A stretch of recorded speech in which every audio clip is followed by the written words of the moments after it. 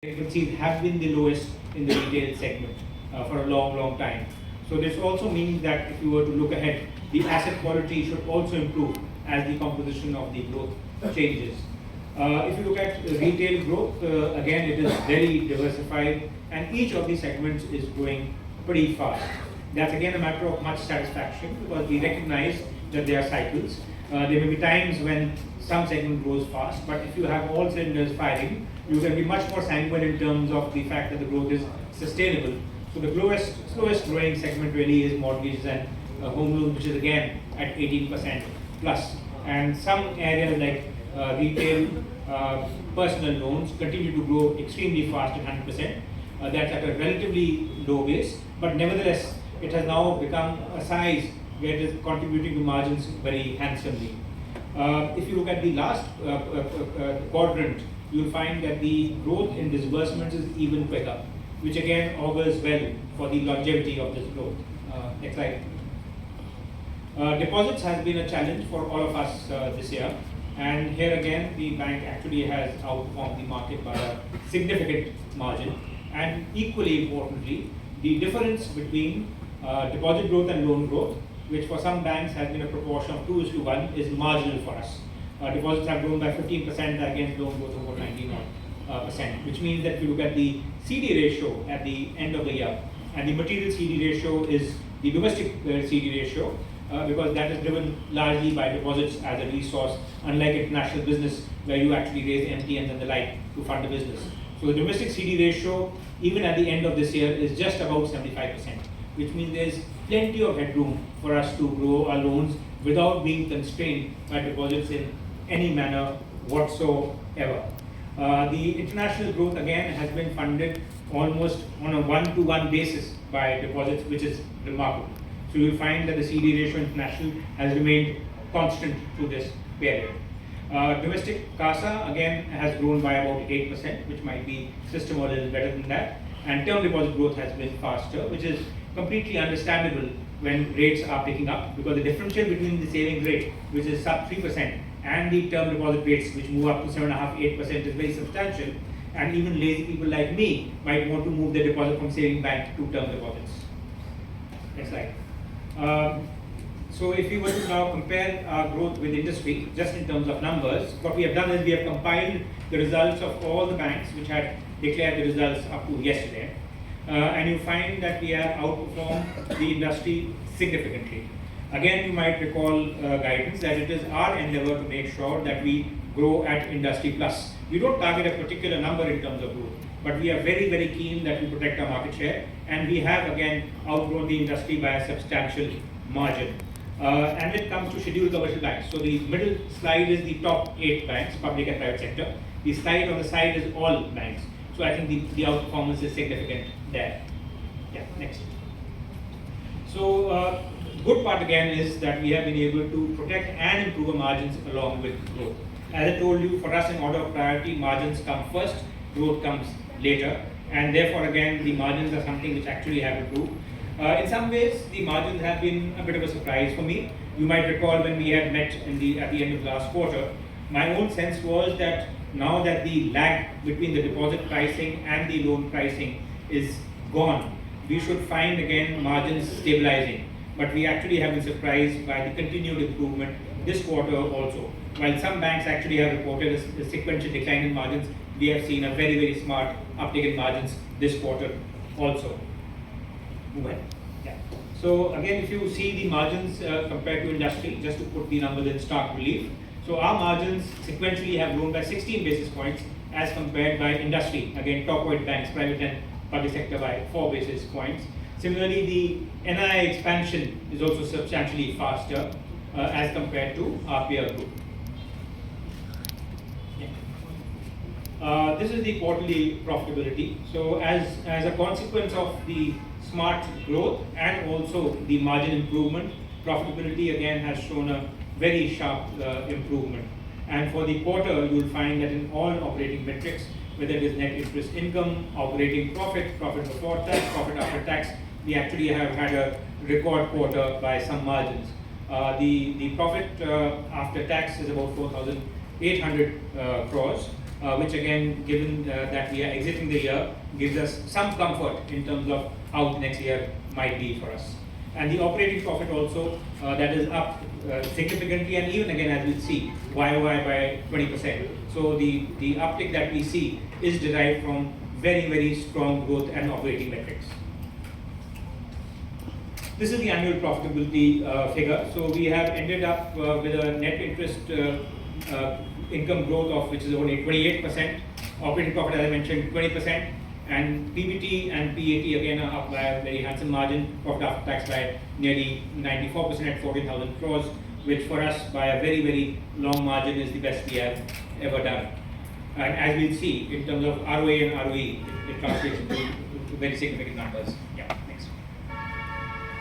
So if you again were to compare us with the industry, so here again, you will find that in almost every metrics, we are outperforming the industry, including again operating expenses. I think this is something which is really significant for us.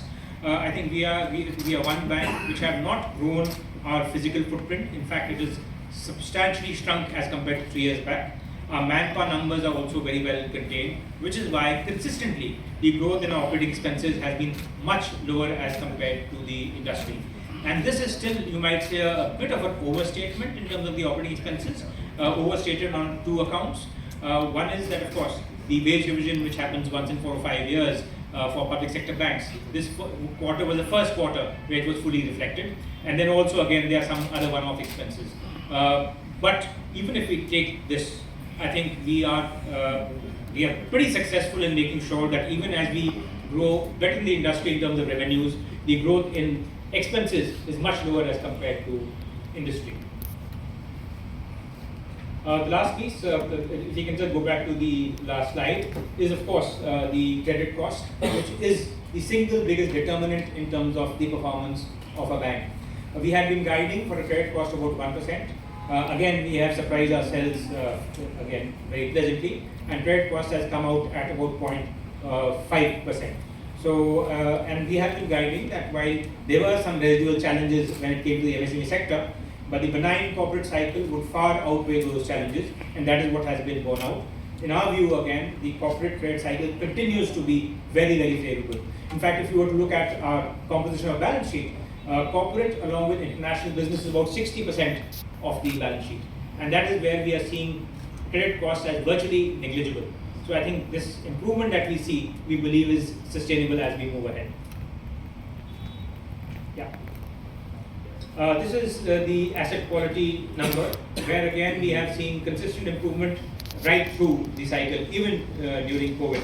Now we have reached a stage where, because of the fact that credit cost is low, we are finding that NPAs have almost stopped growing, which means that even if you were to ignore any write-offs, the recoveries we are getting are more than the slippages which are there. Slippages have come down to about 1%. They used to be as high as 3%. So I think in every way, whether you look at gross NPAs, net NPAs, credit costs, slippages, in all metrics, the quality of the book is absolutely first rate. There's an additional metric which is there, which I think we'll discuss again in terms of how the numbers look like when it comes to the SMAs, which would again tell us that not only are we currently in a very good place, but even if we can peer into the future as far as we see, we seem to again be in a good place in terms of future trends. Yeah. So this is again what I was alluding to. You might remember that in terms of the PRILIC numbers, they used to be pretty high as 2% about 1.5 to 2 years back. This has come down progressively and today stands at 0.32%. And this largely is on account of the fact that we have put in again a very efficient collection machinery. We brought in a market professional who's built a very, very efficient department, and therefore you find that quarter after quarter the collection efficiency is 98% and above. Because of the improved profitability, and despite the fact that the growth we have seen is record, we find that our capital ratios are better as compared to the beginning of the year. Let me re-emphasize that. When you are growing your balance sheet very fast, you would expect again that you would need to go to the market for capital. But what we find is that without going to the market for capital, And despite paying 20% of our profit as dividends, which we have, we find that the year-end capital adequacy ratio is better than what it was at the beginning of the year. So what does it say for the future? What it says for the future is that we expect loan growth to moderate a little bit. As long as we can keep our profitability intact, we need not go to the market to raise capital, and which again augurs well in terms of return capital for the future also. The second piece that I would want to draw attention to is the CET1, which is the key ratio, and which is again boosted only by profits or by raising of capital. So without raising capital and despite paying 20% dividend, there's been a 1 percentage point increase in the CET ratio. So this is something that we expect to continue as we go ahead. Yeah. This is again in terms of our digital business. You might argue that if there is one single factor which has allowed us to grow business at a pace at which it has grown without increasing the costs, it is the change that has happened in the bank through the digitalization agenda. We are today the 4th largest bank in the country, right? But in terms of e-signing, which is the best proxy possible to the digitalization of the bank, we are number 1, right? Number 1, including all public sector and private sector banks. Similarly, again, if you are looking at other infrastructure usage, debit cards, right? 4th largest bank, 2nd in terms of debit card issuance. So more and more we are finding that we are able to service our customers very efficiently without depending solely on the branch network. The branch network will remain very important, but in terms of the ability of the bank to reach our customers without they having to come to you, I think it has enormous benefits. Benefits in terms of costs, benefits in terms of customer service, benefits in terms of customer engagement. Because normally you depend upon the customer to come to you to a branch in order to cross-sell. But since you can now engage with the customer digitally through BoB World, you actually can engage with them on an ongoing basis. Yeah. So these are the other milestones which are there in terms of what we have been able to do. And today, in terms of active customers, we have 30 million active customers on BoB World, right? So that's something which is growing. Now it is for us to see how we can leverage this connect with the customer more efficiently. To my mind, over the last 2 years, we have made great progress in achieving penetration of BoB World. But in terms of using BoB World to sell to the customer, we probably have only scratched the surface. And there's a lot more we can do with this instrument of customer engagement. Yeah. Go ahead. That's it. So good. Thank you very much. I think they have left the thank you slide. So let me say thank you anyway. Thank you.